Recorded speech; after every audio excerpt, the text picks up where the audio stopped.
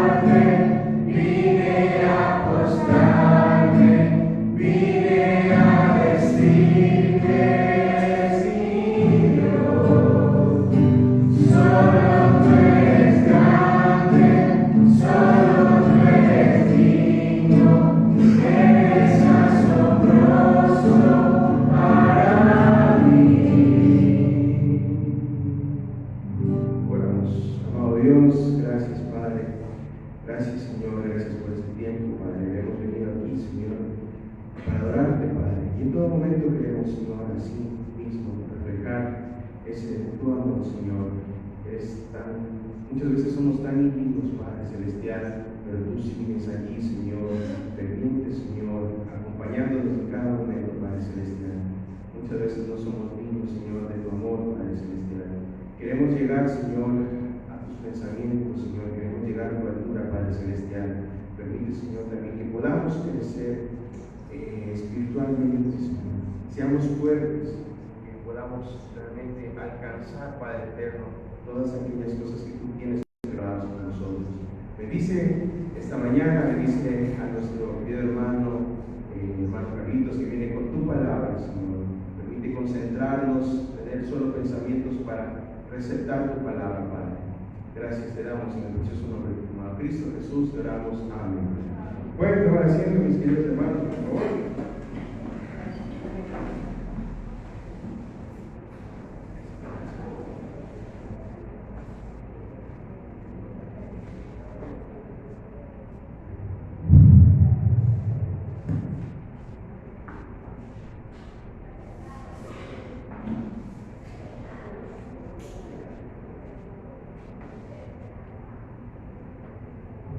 Bien, buenos días, hermanos.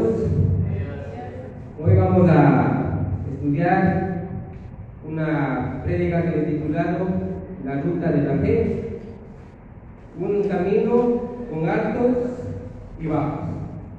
Caminar por la vida de la fe no es un camino totalmente plano en el que vamos a tener una comodidad buena. A veces va a tener unos picos muy altos que vamos a estar en la cima, pero otras veces va a haber unas bajadas que llegamos a lo más profundo. Vamos a aprender de la vida de Abraham. En el estudio anterior vimos cómo Abraham tenía unos temores y cómo empezó a tomar sustitutos a la fe. ¿Recuerdan? Abraham tenía miedo, ¿no es cierto? Tenía miedo a que sus enemigos se destruyan. ¿Recuerdan?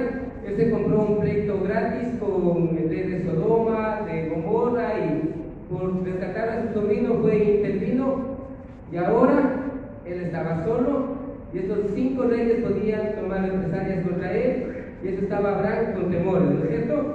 También Abraham tenía miedo a una crisis económica. La Biblia nos decía que había hambre sobre la tierra. Después de esto viene otra hambre, y ahora Abraham tenía la oportunidad de hacerse rico en esa batalla, pero él, ¿qué dijo? Ni una correa de los calzados voy a tomar, para que no diga el rey de Sodoma que él hizo rico a Abraham. Dijo, voy a depender de Dios, y ahora viene una hambruna, y Abraham está con sus temores, ¿no es cierto? Pero también Abraham tenía miedo a las promesas impredecibles de Dios. ¿Recuerdan cuánto tiempo había transcurrido desde que Dios le prometió a él tener un hijo? Y ese hijo vino enseguida, el segundo día que Dios prometió. Duró 25 largos y angustiosos años para Abraham tener esa promesa que Dios le había dicho. Dios le prometió darle un hijo y llegó a los 25 años con tremenda angustia. Ahora, ¿esos temores de Abraham son parte de nuestros temores? Sí, ¿no? Tenemos miedo a que alguien venga, nos ataque. Estamos viviendo en un país que cada día se está volviendo más violento. Ya es más difícil salir a la calle sin que alguien nos ataque, nos quiera asaltar.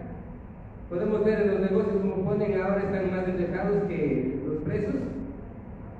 También miedo a una situación económica.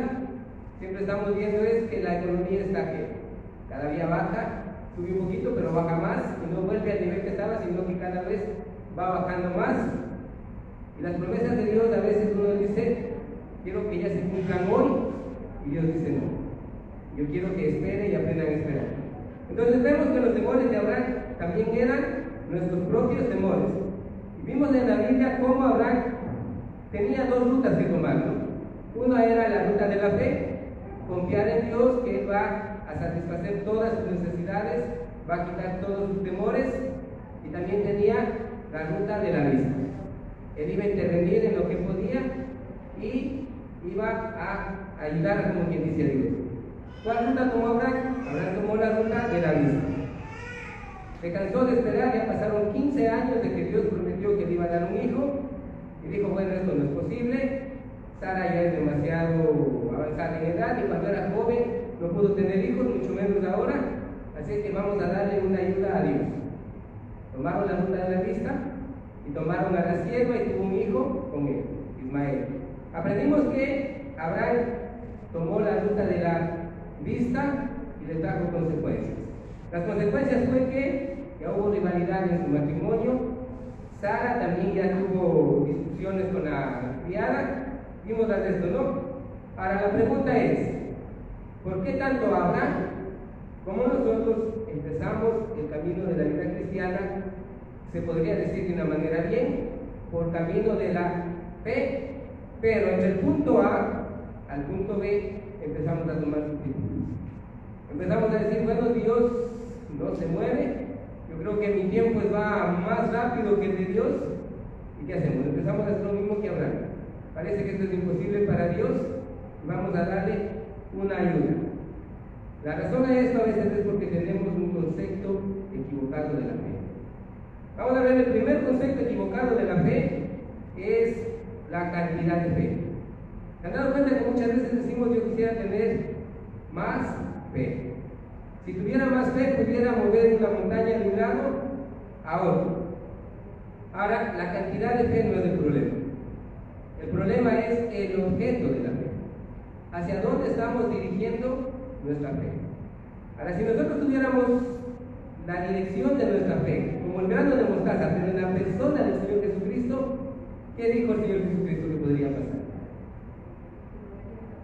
Si le dijera a esa montaña, muévete de este sitio a otro lado, va a suceder.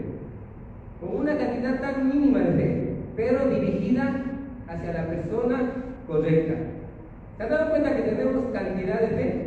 Las personas tienen una fe increíble, si no, ¿por qué funciona el negocio de la lotería? ¿Se dan cuenta? Semana a semana hay gente que invierte comprando los enteros, los cochitos, no gana, pero la siguiente semana ¿qué hace? Vuelve a comprar. ¿Por qué lo hace? Tiene fe que va a ganar. Está mostrando fe. ¿Por qué salimos a trabajar? ¿Por qué abrimos nuestros negocios? Tenemos fe, ¿no es cierto? Tenemos fe que va a venir un cliente, tenemos fe que en el trabajo va a salir bien las cosas y va a salir adelante. ¿Se han dado cuenta que el negocio de la santería mueve millones de dólares? Cuando se visita esos lugares turísticos del Cisne, por ejemplo, ¿cuántas miles de placas hay? Cantidades, ¿no es cierto? Entonces se ve que la gente tiene fe. Entonces el problema no es la cantidad de fe, porque hay cantidad de fe inmensa. El problema es que la fe no está dirigida hacia la persona del Señor Jesucristo. La fe está dirigida hacia una imagen, hacia la fuerza de uno mismo, hacia el azar. Entonces la cantidad de fe no es el problema. El problema es que la fe no está dirigida hacia el objeto adecuado, que sería el Señor Jesucristo. Entonces, en primer lugar, tenemos un mal concepto de la fe. Pensamos que mientras más fe tenemos sería mejor, cuando en realidad nuestra fe debe ser conducida y dirigida hacia la persona de Dios. Segunda cosa, la fe se establece a veces por emociones. Decimos, bueno, yo estoy orando por algo y siento que Dios va a hacer.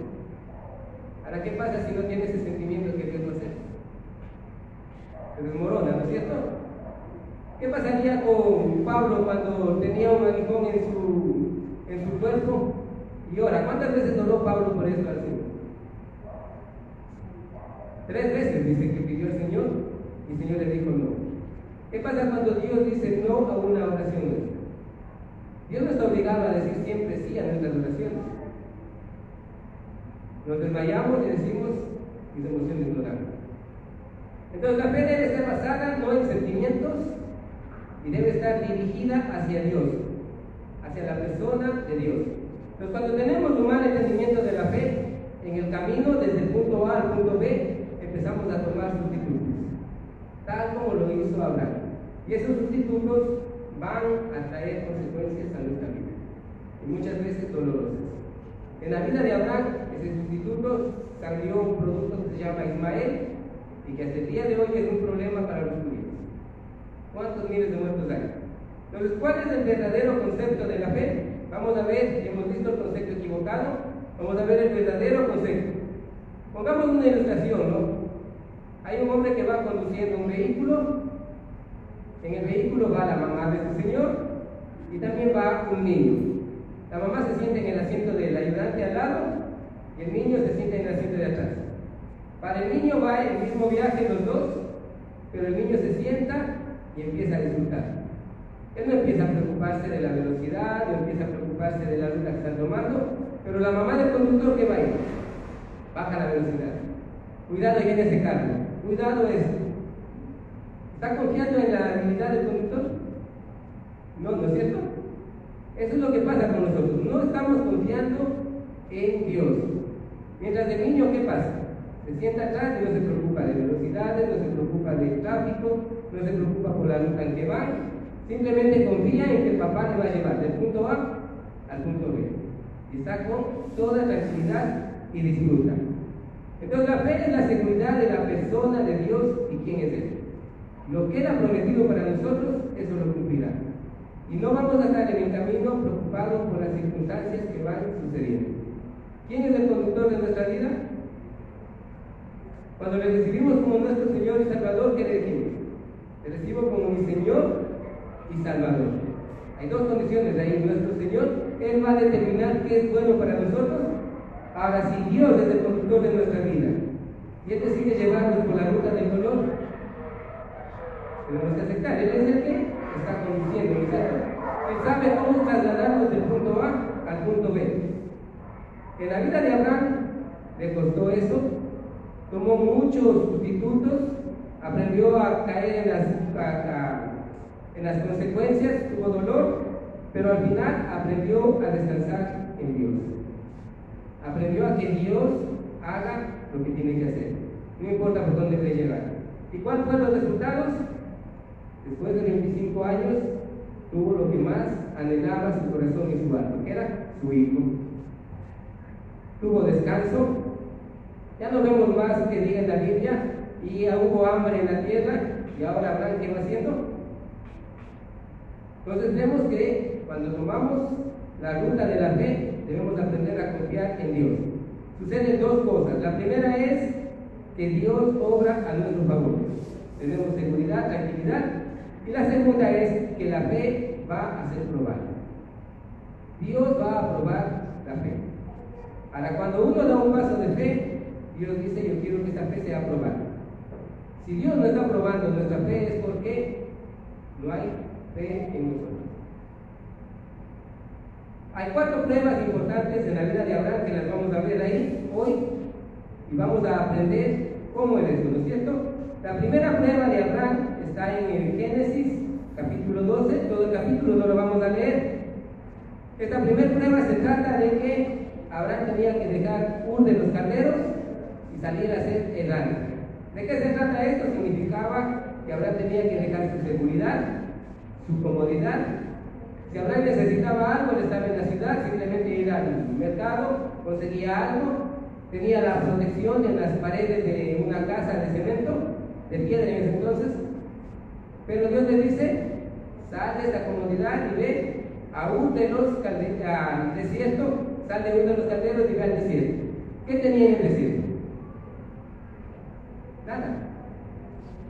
Y libre de eso, después de eso dice la Biblia, y hubo hambre en la tierra.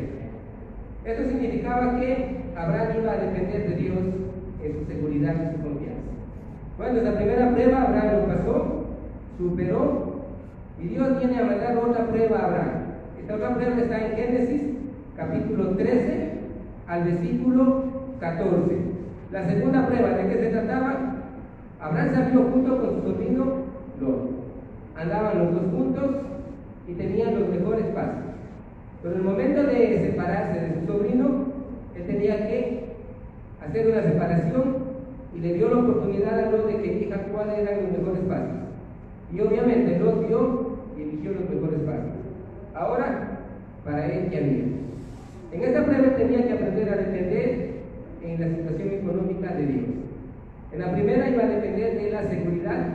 Dios iba a ser su fortaleza. En esta otra, Dios iba a ser su proveedor, iba a proveer sus necesidades, y pasó esas pruebas. Tuvo sus altos y bajos, pero Abraham va pasando. Y llegamos a la tercera prueba. Está desde el capítulo 15 al versículo 21. Ya vemos más largo, ¿no es cierto? Esta prueba es que Dios le promete tener un hijo en la vejez.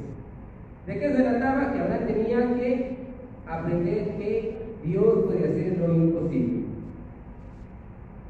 Después de 25 años, Abraham aprendió de que Dios sí podía cumplir, así sea lo imposible. Y luego de tomar estas pruebas, le viene otra prueba más. ¿Se dan cuenta que mientras supera una prueba, viene una, pero ¿qué viene? ¿Más pequeño o más grande? Viene más grande, ¿no? Mientras más grande es nuestra fe, la prueba viene siendo más grande. Inicia dejando la comodidad de su hogar.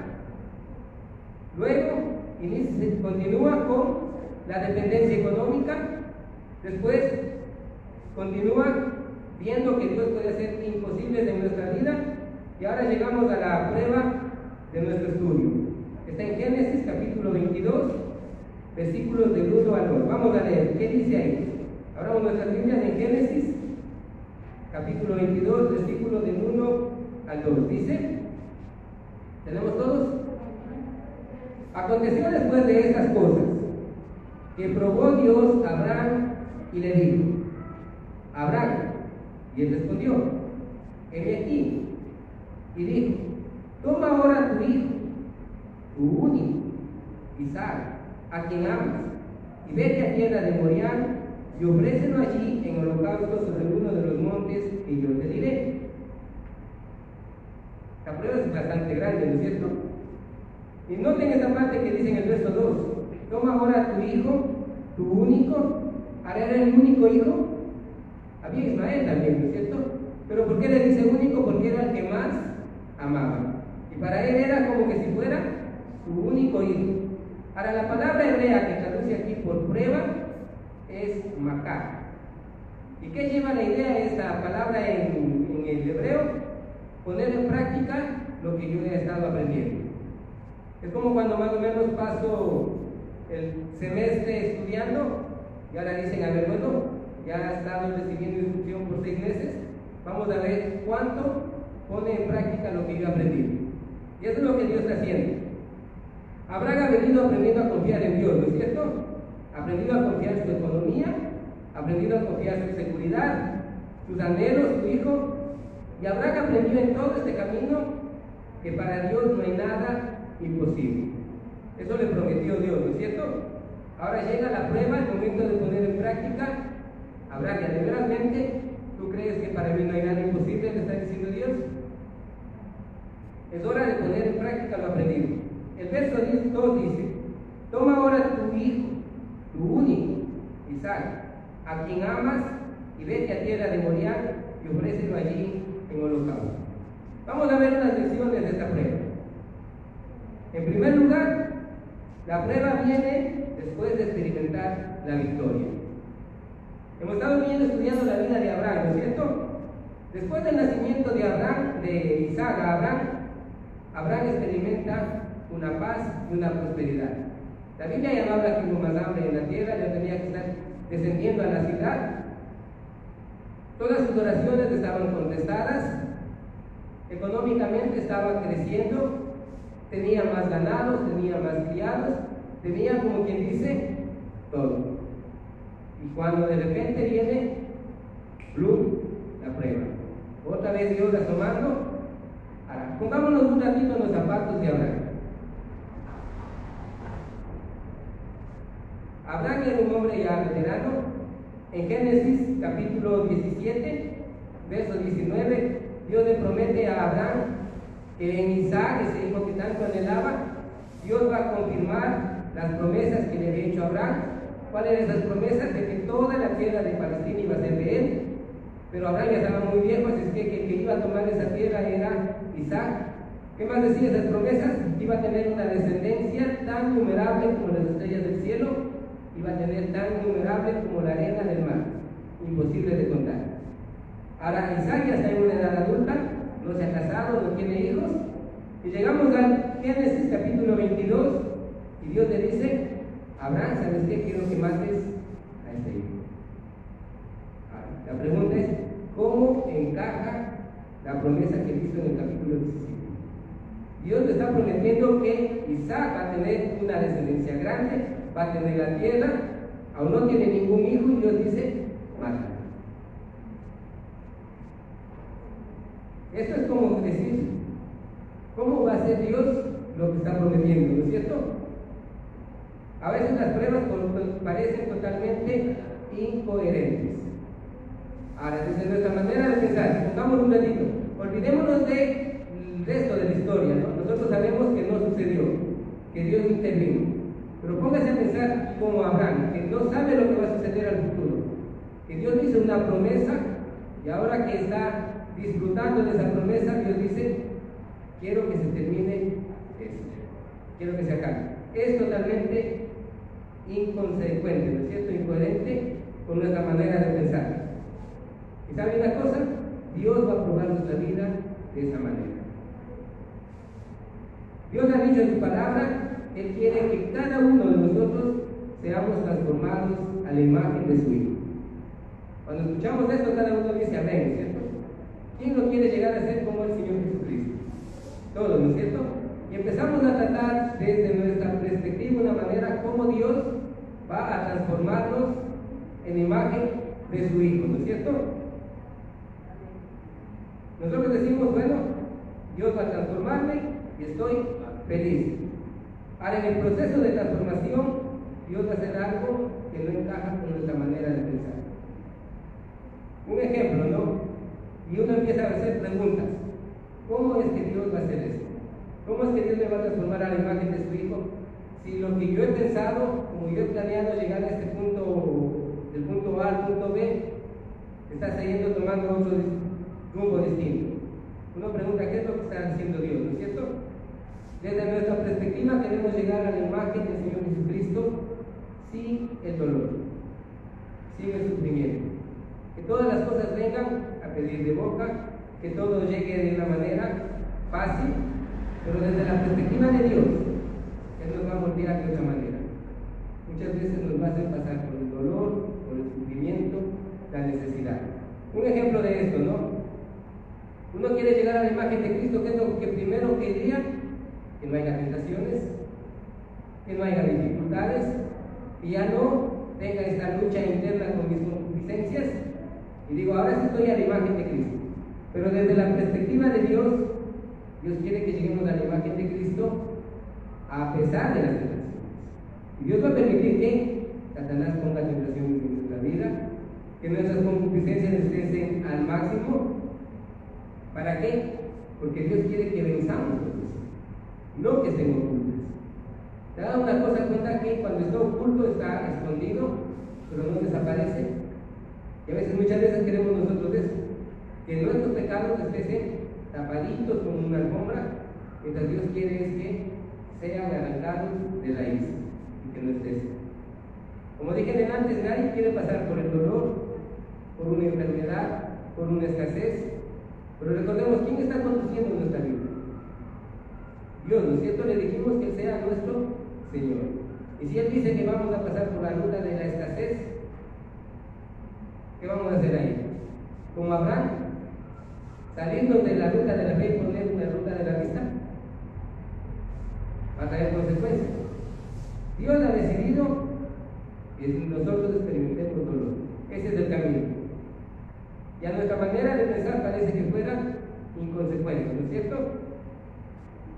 Dios le prometió a Abraham algo que no encajaba en sus pensamientos. Te voy a dar un hijo, en ese hijo voy a hacer que salga una descendencia tan grande, y ahora cuando está adulto ese hijo dice, mata. Es totalmente inconsecuente, ¿no? Lo mismo nos sucede a nosotros. A veces entramos en situaciones en que decimos, Dios, ¿por qué estoy pasando esto? ¿Cómo es esto? ¿No? Entonces vamos recordando una aplicación a las pruebas. Recordemos, las pruebas vienen después de tener victorias. ¿Cuántas victorias tuvo Abraham para llegar a la cuarta prueba definitiva? 3, ¿no es cierto? 3 victorias fue teniendo Abraham, tuvo sus altos y bajos, pero llega a una prueba mayor. La prueba también involucra las posesiones más preciadas para nosotros. ¿Qué es lo que tiene más alto valor para usted? Dios dice muchas veces, eso quiero que me lo entregues. Miren, Abraham esperó 25 largos y angustiosos años para tener un hijo. Creo que fue el tiempo más angustioso para Abraham, que deseaba. Fue un tiempo que Abraham empezó a tomar sustitutos a la fe, empezó a fallar, pero después de esos 25 largos años, Abraham tiene por primera vez a su hijo y llega a tener la felicidad. ¿Creen que no se encariñó Abraham con este hijo? Abraham debe haberse encariñado grandemente. Lo esperó 25 años y cada día esperaba decir, hoy es el día, pero llegó a los 25 años. Cuando estaba adulto, llegó a encariñarse, a querer, y Dios dice, quiero que lo mates. ¿Qué habría hecho usted en lugar de Abraham? Pongamos a pensar, ¿no es cierto? Para Abraham era lo más difícil. Para Abraham era lo más fácil decir, bueno, también tengo otro hijo. Ahí está Ismael, ¿por qué no lo entrego a él como sacrificio y ya? Ismael representaba el pasado, el pecado, pero Dios quería ¿qué cosa? El futuro. Isaac representaba el futuro, estaba por venir las promesas que le había hecho. Qué difícil es darle a Dios nuestro futuro, ¿no es cierto? ¿Qué hacemos con el futuro de nosotros?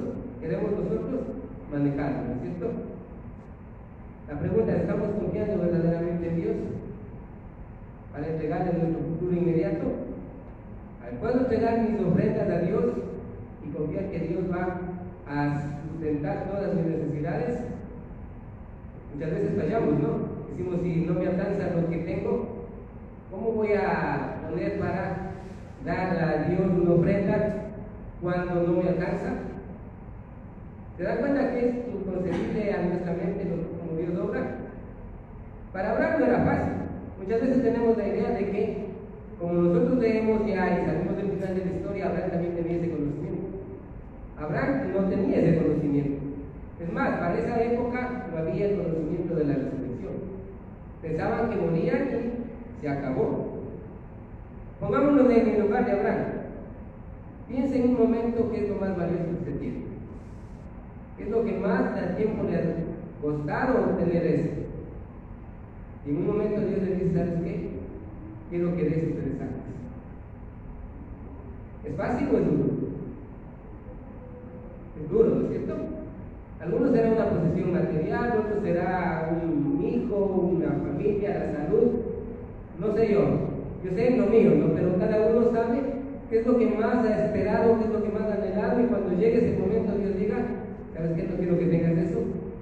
Es duro, ¿no? Y la pregunta es, ¿obedecería a Dios? ¿Está dispuesto a confiar en Dios?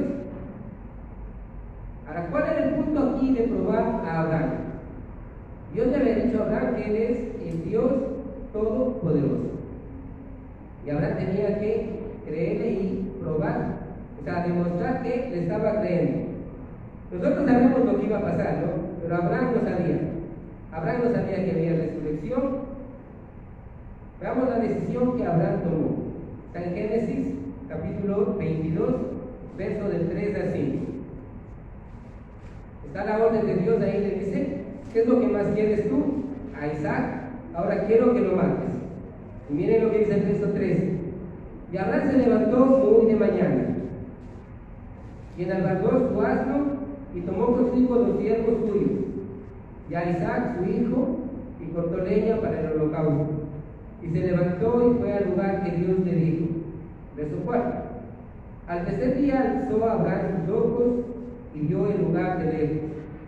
Entonces dijo Abraham a sus siervos, esperad aquí con el asno, y yo y el muchacho iremos hasta allí y adoraremos y volveremos a vosotros. Abraham toma la decisión de la obediencia. Y fíjense que dice que se levantó de mañana. Para Abraham no era fácil. Yo me imagino, o sea, eso no está en la Biblia, pero me imagino que esa noche no pudo dormir Abraham. Para mí esa noche estaba pensando en esos 25 largos años que tuvo que esperar por su hijo.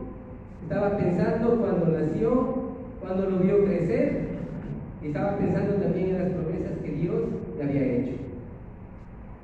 Ahora la pregunta es, ¿por qué obedeció Abraham esta orden? Si no le era fácil, no le era difícil. Pongamos a pensar un ratito si estamos en el lugar de Abraham. ¿Obedeceríamos o no obedeceríamos? No, diga. Y la pregunta es, ¿por qué obedeció Abraham? Abraham obedeció porque él confió plenamente en Dios. Esa fue la causa que le llevó a hacer. Abraham se portó como ese niño que ve en el asiento trasero del automóvil. Bueno, Dios prometió que iba a dar en Isaac toda esa descendencia. No importa qué es lo que pase en el camino, no importa por cuál ruta va, yo sé que Dios al final va a cumplir. ¿Qué es lo que vamos a aprender hoy? No necesitamos aumentar la fe. Tenemos suficiente fe. Necesitamos poner la fe en la persona de Dios. Lo que Él ha dicho, Él lo va a cumplir. Él ha dicho que nos va a transformar a la imagen de su Hijo. ¿Por qué nos preocupamos en el proceso que Dios está haciendo? ¿Se dan cuenta? En la vida de Abraham hubo cosas que son incoherentes, cosas que iban a estar contradictorias al razonamiento humano, pero Dios tenía planeado. Dios sabía desde el día que le prometió cuándo nacería Isaac y cómo nacería. Veamos lo que la Biblia dice acerca de la fe de Abraham. Vamos a Romanos capítulo 4, versos 19 al 21. El Nuevo Testamento, Romanos capítulo 4, versos 19 al 21. ¿Qué dice? Tenemos Romanos capítulo 4, versículos 19 al 21. Dice, verso 19, hablando de Abraham, y no se debilitó en la fe al considerar su cuerpo, que estaba ya como muerto, siendo de casi 100 años, o a la esterilidad de la matriz de Sara. Verso 20, tampoco dudó por incredulidad de la promesa de Dios, sino que se fortaleció en fe, dando gloria a Dios. Y al verso 21, ¿qué dice? Leamos todos.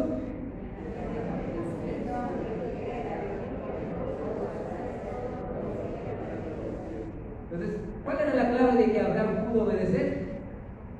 Estaba plenamente convencido de que era también poderoso para hacer todo lo que había prometido. Así parezca a nuestra manera de ver inconsecuente y incoherente, pero dijo Abraham, Dios tiene el poder. ¿Cuál era la prueba de Abraham? Él había conocido que Dios es el Dios todopoderoso, el Shaddai. Y ahora tenía que experimentar en su vida de una manera divina, como que dice en carne propia, ese poder de Dios. En Hebreos capítulo 11, versos 17 al 19, veamos lo que dice de Abraham.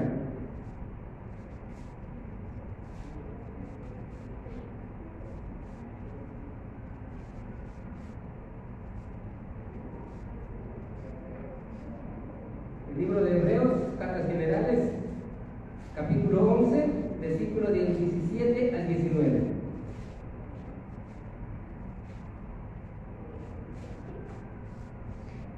Tenemos, dice, por la fe Abraham, cuando fue probado, ofreció a Isaac, y el que había recibido las promesas ofrecidas su unigénito, habiéndosele dicho, en Isaac te será llamada descendencia.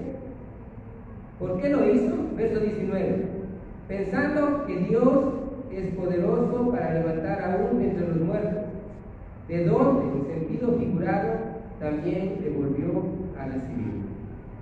Fíjense, pensemos esto un momento. Abraham no conocía nada de la resurrección. Él no sabía que Dios resucita muertos. Para nosotros hoy es fácil porque sabemos que Dios puede resucitar muertos. El Señor Jesús resucitó, tenemos la promesa de que vamos a resucitar. Pero Abraham no tenía ni idea de la resurrección. ¿Y qué dice en su pensamiento? ¿Cuál fue la idea de Abraham?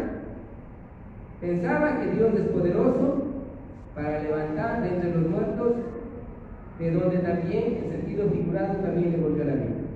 Abraham dijo, Dios ha prometido, en el verso 18 dice, en Isaac te será llamada descendencia, en Isaac llenar la tierra, de Isaac los descendientes de él hacer como las estrellas del cielo, como la arena del mar.